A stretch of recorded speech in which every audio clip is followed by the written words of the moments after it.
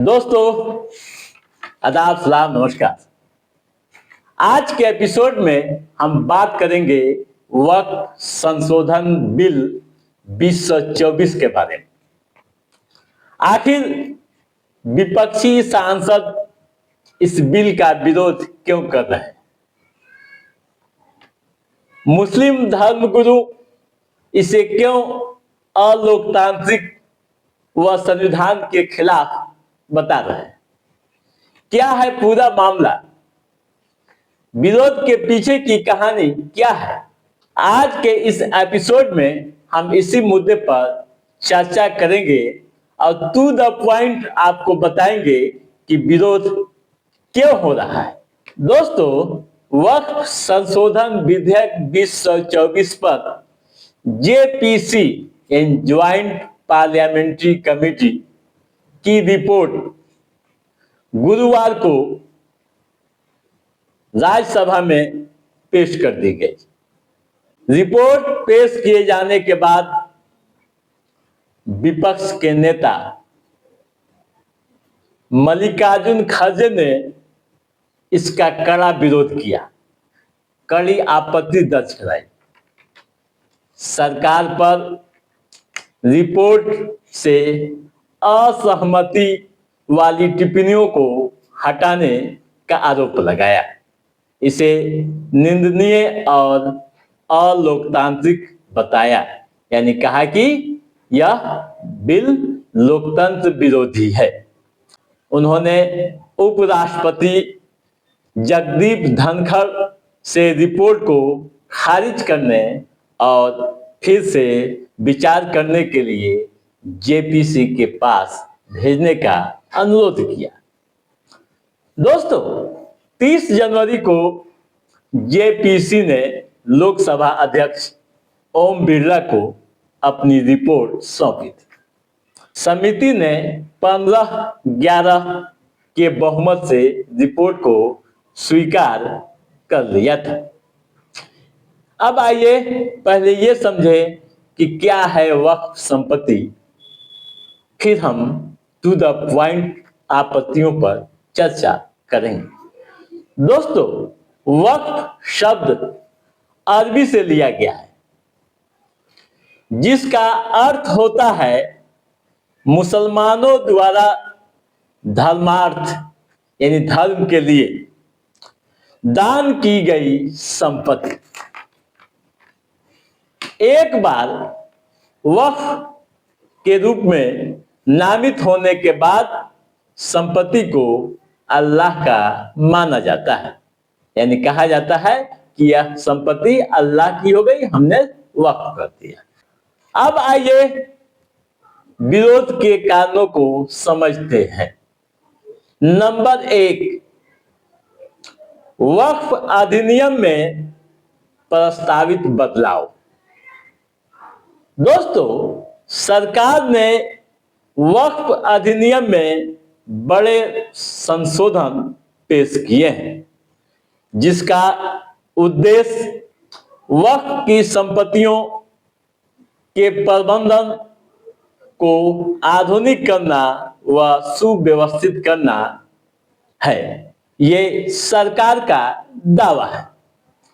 इसमें सबसे महत्वपूर्ण बात, गौर कीजिएगा, इसमें सबसे महत्वपूर्ण बात यह है कि इसमें एक कानून है जिसका नाम बदलकर unified Waqf management empowerment efficiency and development act 1995 रखा गया है।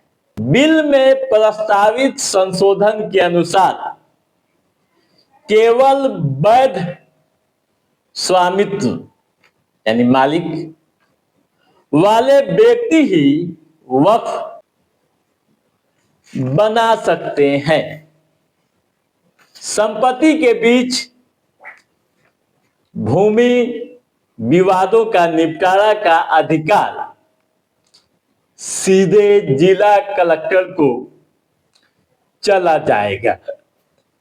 इस कानून के तहत पहले वक्फ ट्रिब्यूनल के अधीन ये शक्तियां थी और वहीं सुनवाई होती थी तथा मामलों का निष्पादन भी होता था। लेकिन ये शक्तियां अब किसको चली जाएगी?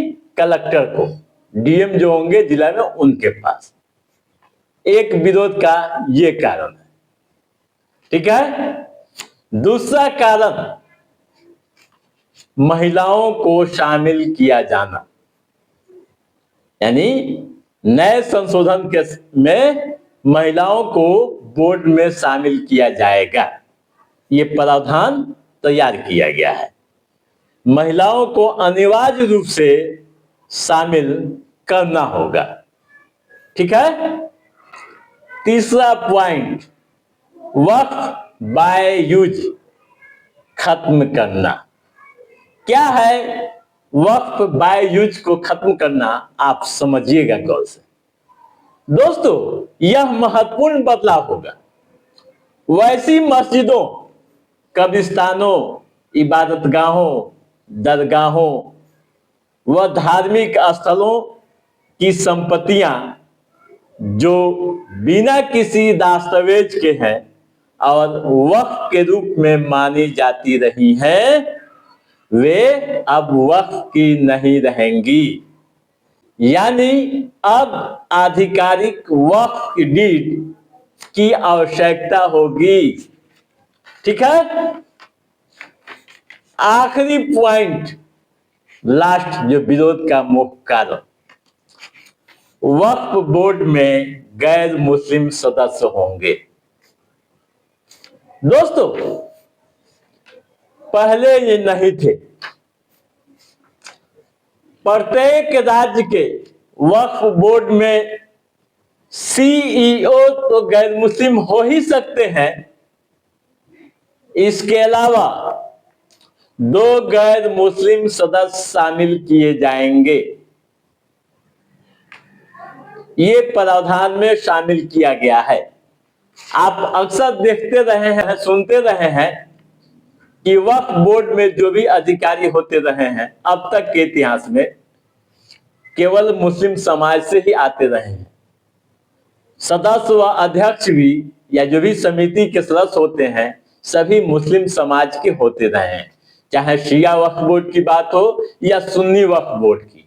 लेकिन अब ऐसा नहीं होगा। यही है मुख्य आपत्तियों का कारण। लेकिन सरकार का अपना नजरिया है। सरकार अलग तरीके से अपना जवाब दे रही है। सरकार का कहना है कि ये सभी संशोधन वक्फ की संपत्तियों को सुव्यवस्थित करने के लिए किया जा रहा है। अब यह मामला सदन के पास चला गया है।